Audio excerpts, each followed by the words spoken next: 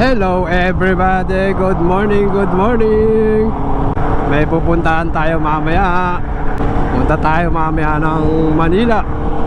May tambike tayo doon ng Z1BC, Z1MC tambike. At may event din doon, so suportahan ng grupo yung second endurance challenge ng Manila. Kamusta kayo? Kamusta? Kamusta na makulimlim? Sasabayan pa ng paglabas ng sulfuric acid ng Taal Volcano. Nung Thursday pa makapal ang smog dito sa Laguna. Tagising ko ng 5:30 ng madaling araw, akala ko fog lang, smog pala na galing sa Taal Volcano. For today's video guys, advisable nga ba ang big bike pamasok araw-araw? Yan ang pag-uusapan natin mamaya.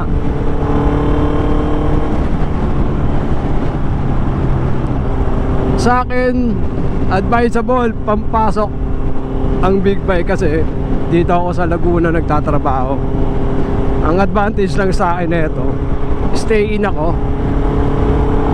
Pasok ng Monday or Sunday, pagdating ng Laguna, nakakip na si Tanggol doon sa parking area niya. Kaya every weekend ko lang siyang nagagamit. Sa akin na advisable yun kasi nakapag-expressway ako. Naranasan kong mag Manila South Road.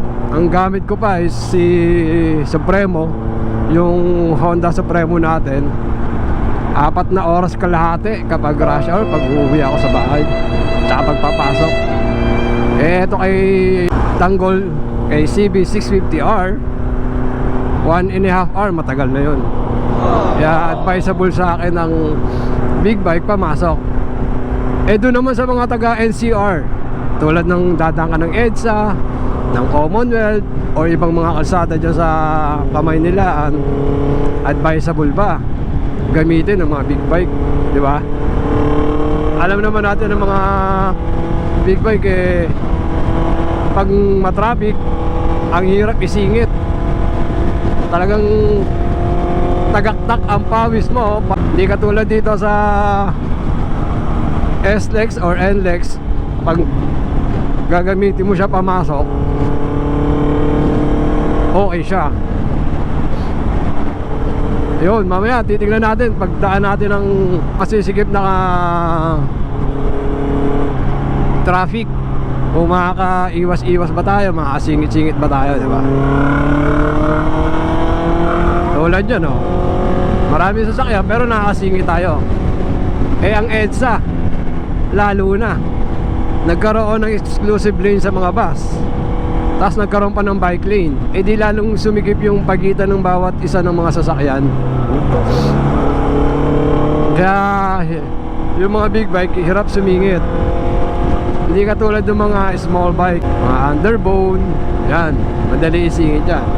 Pero kung ganitong mga big bike, nako po, sasabihin mo na lang, bakit ko ginawa to? Bakit big bike ang pinampasok ko? Oo, masarap gamitin ang big bike, matulin, may torques, may lakas. Pero pag nasa traffic ka, yan ang disadvantage mo pag naka big bike ka na pamasok dyan sa Metro Manila. Pag nakita mo yung mga kasabayan mo na nakakasingit ng mga scooter or underbone, mapapasana all ka na lang nakakasingit.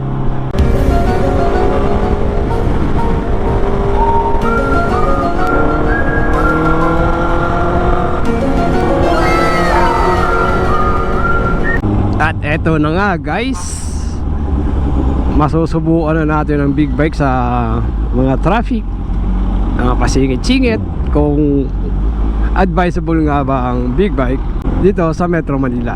Tulad yan, oh, ang hirap sumingit yan.